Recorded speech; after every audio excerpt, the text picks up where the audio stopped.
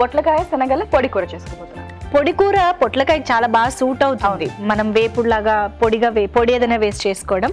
కానీ నువ్వు అన్నట్టు శనగలు డిఫరెంట్ గా ఉంది. సరే స్టార్ట్ చేద్దాం. తీసుకొస్తాను. ఓకే, సో ఇవి మా ఇంగ్రీడియంట్స్.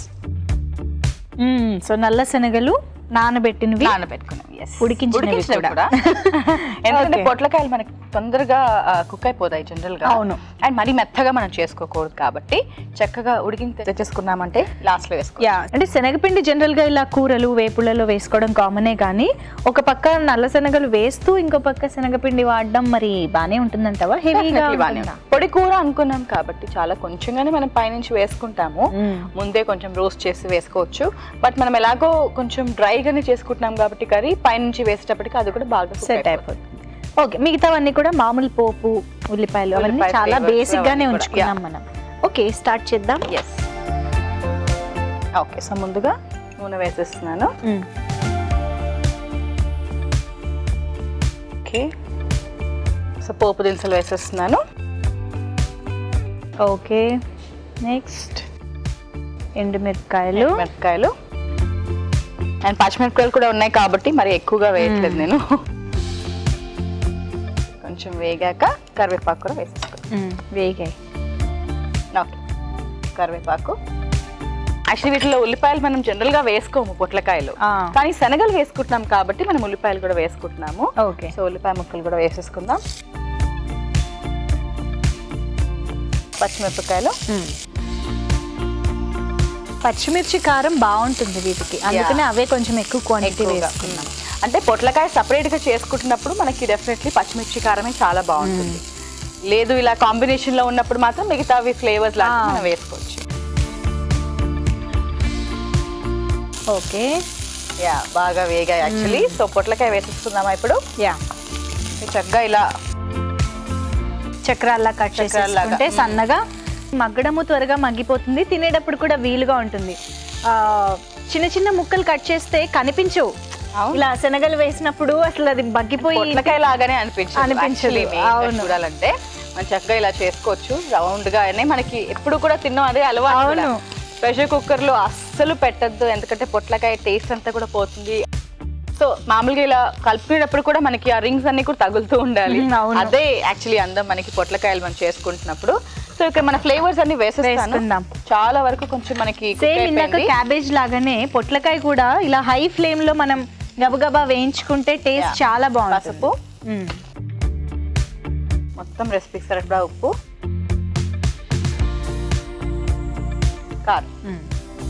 కారం కూడా ఇందాక మనం అనుకున్నాం కదా, జస్ట్ శనగలు వాడుతున్నాం కాబట్టి మనము కారం వేస్తున్నాము. నెక్స్ట్ ఇది కాస్త వేగాల. కొంచెం వేగాక కారం మనకి కొంచెం వేగితే మనం శనగలు కూడా వేసేసుకుందాము. శనగలు మనకి ఉడికించినవి అయినా కూడా కాస్త ఇలా ఈ ఫ్లేవర్స్ తో పాటు ఇంకాస్త వేగితే టేస్ట్ చాలా బాగుంటుంది. ఆ వెజిటబుల్ కి పడుతూ ఉంటాయి కదా శనగల ఫ్లేవర్, అప్పుడు ఇంకా చాలా బాగుంటుంది అనమాట. శనగలు కూడా వేసేసుకుంటాం. పర్ఫెక్ట్. పొట్లకాయ ముక్కలు యాక్చువల్లీ చాలా మటుకు మగ్గిపోయినట్టే. అవును. సో నల్ల శనగలు సెపరేట్ గా వాటితో మాత్రమే కర్రీ చేస్తే చాలా మందికి నచ్చకపోవచ్చు కాబట్టి కాస్త ఇలా ఏదైనా మంచి వెజిటబుల్ తో కంబైన్ చేసుకుంటే బాగుంటుంది. అంటే మనము నల్ల శనగలతో ఇప్పుడు చోలే, రాజ్మా లాగా ఒకవేళ గ్రేవీ కర్రీస్ చేసుకుంటే రోటీస్ కి బాగుంటాయి. అవును. కొంతమంది ఉన్నారు అది కూడా రైస్ లో కలుపుకుని తినేవాళ్ళు. బట్ డ్రై మనం చేసుకోవాలి అనుకున్నప్పుడు ఇలా కూరలతో కాంబినేషన్ అయితే ఇంకా బాగుంటుంది. అవును. మేజర్ గా ఇలా మనము శనగ పప్పు ఎప్పుడు చాలా ఫ్రీక్వెంట్ గా చేసుకుంటూ ఉంటాం. శనగలు యాస్టిస్ గా ఓన్లీ కాబూలి శనగలే వాడతాం, క్యాబేజ్ తో పాటు కంబైన్ చేసి చేసుకుంటూ ఉంటాము. బట్ పొట్లకాయతో మాత్రం ఇలా చిన్నగా నల్ల శనగలు వేసి చేసుకున్నాము అంటే ఇంకా బాగుంటుంది. యాక్చువల్ చూస్తేనే అర్థం అయిపోతుంది ఎంత బాగుంది అనేది. సో మొత్తానికి శనగపిండి అయితే లాస్ట్ లో వేసుకుంటాం కాబట్టి ప్రస్తుతానికి ఇది కాస్త మగ్గించడానికి టైం ఇచ్చేద్దామా.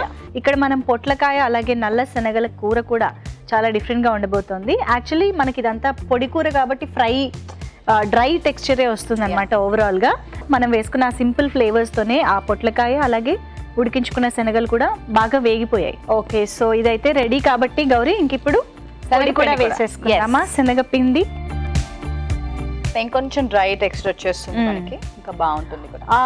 ఇలా వేగింది సరిపోతుందో లేదో అని భయం ఉంటే గనక ముందు ఒకసారి డ్రై రోస్ట్ చేసి పెట్టేసుకుంటే పొడి సరిపోతుంది.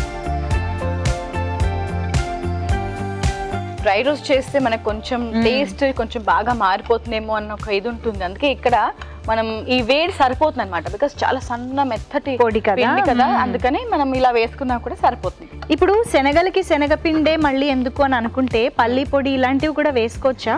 పల్లి పొడి లాంటివి వేసుకోవచ్చు, కొంచెం హెవీ అవుతుంది, బట్ స్టిల్ పర్వాలేదు. ఒక స్పూన్ అలాగే వేసుకుంటాం కాబట్టి లాస్ట్ లో కొంచెం అలా కూడా వేసుకోవచ్చు. ఎందుకంటే పల్లి పొడి కొంచెం వేసినా టేస్ట్ అయితే కాబట్టి కావాలంటే అది కూడా బియ్యం పిండి కూడా చాలా మంది వేసుకుంటూ ఉంటారు ఇలా పొడి కూరలు చేసుకునేటప్పుడు. బియ్యం పిండి లాంటివి కూడా చేసుకోవచ్చు లాస్ట్ లో జస్ట్. ఓకే, అయితే ఇది సర్వ్ చేసేసి సర్వ్ చేసుకోవచ్చు.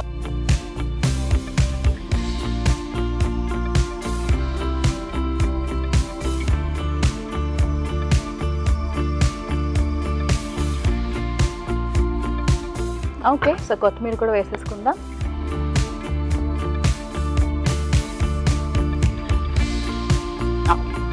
ఓకే అండి, సో చాలా డిఫరెంట్ గా పొట్లకాయ శనగల పొడి కూర రెడీ అయిపోయింది. మరి మేము టేస్ట్ చూసే ముందు దీని తయారీ విధానం, కావాల్సిన ఇంగ్రీడియంట్స్ ఇంకొకసారి చూసేయండి. పొట్లకాయ శనగల పొడి కూరకి కావాల్సిన పదార్థాలు: పొట్లకాయ ముక్కలు 1 కప్పు, శనగపిండి 1 టేబుల్ స్పూన్, నల్ల శనగలు 1 కప్పు, కారం తగినంత, ఉప్పు తగినంత, నూనె 1 టేబుల్ స్పూన్, పోపు దినుసులు 1 టేబుల్ స్పూన్, కరివేపాకు 1 రెమ్మ, పసుపు చిటికెడు, ఎండుమిరపకాయలు 2, ఉల్లిపాయ 1, పచ్చిమిరపకాయలు 3. పొట్లకాయ శనగల పొడి కూర తయారు చేసుకునే విధానం: ముందుగా పాన్ లో కొద్దిగా నూనె వేసుకుని పోపు దినుసులు, ఎండుమిరపకాయలు, కరివేపాకు, ఉల్లిపాయ ముక్కలు వేసి వేయించుకున్నాక పచ్చిమిరపకాయ ముక్కలు, పొట్లకాయ ముక్కలు, తగినంత పసుపు, ఉప్పు, కారం వేసి బాగా కలిపి కాస్త వేయించుకున్నాక ముందుగా ఉడికించుకున్న నల్లశనగలు వేసి మరి కాసేపు వేయించుకుని చివరిగా శనగపిండి వేసి బాగా కలిపి సర్వింగ్ బౌల్లోకి తీసుకుని పైనుంచి కొత్తిమీరతో గార్నిష్ చేసి సర్వ్ చేసుకుంటే పొట్లకాయ శనగల పొడి కూర రెడీ.